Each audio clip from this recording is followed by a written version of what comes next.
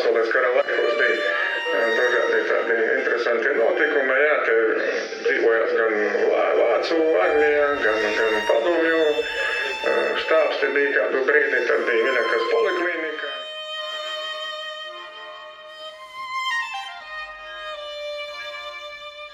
Vēlāk tika izveidoti dzīvokļi, un pēc tam mēs izpētot to vēsturi nolēmām izveidot tādu kā ekspozīciju, jā.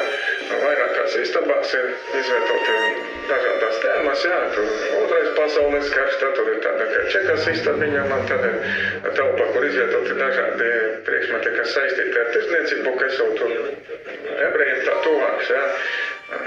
Tad apakšā ir tāda istabiņa, jā, te, kur var teju, kafiju padzert, jā.